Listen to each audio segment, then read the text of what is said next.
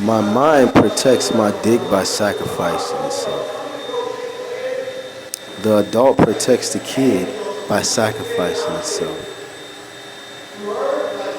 The adult protects the kid by sacrificing itself. At first, I'm gonna be like, "Oh, my upside down mind is projecting onto my dick, right?" But that's what it's supposed to do because the only way to solve it is to get rid of the mind. It must die, and that's what keeps your dick alive. Because what happens is this: I'm in a situation that's uncomfortable. My mind wakes up and says,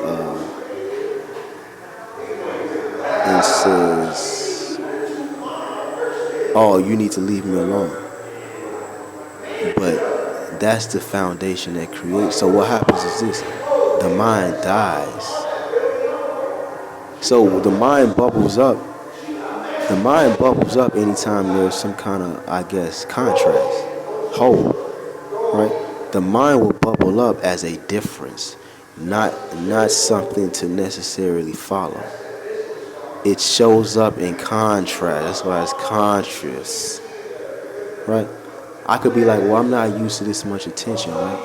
So then I'm in a situation where I'm getting attention to validate myself, but then my mind's gonna say, no, the attention is the problem, just leave it alone, right? So it's the death of the mind that preserves the mission. Because if I listen to my mind, I'm gonna go back to square one, right? Right? But you can see this clearly, right? You can see it clearly. To get somebody to care about you, you get them to do little things for you. Yeah, you get them to care about you a little bit, right? By going through something they wouldn't want, like perhaps I got shot a couple times. Doing something they would not want to do, right? And so it's the death of the mind that preserves. It should be the experience of dying, or it should be the experience of your mind just melting away. Like it. Okay, so you the thing that my mind is telling me, okay, danger, danger, danger.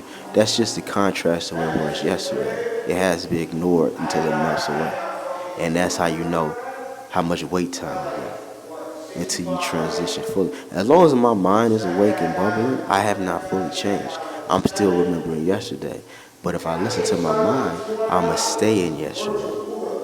Right? So the mind is just more so like, oh, this lets you know that you're moving. Let it melt away and understand it is a good thing because it means you're moving. You don't experience it all at once. That's why you got the dead side, so to speak.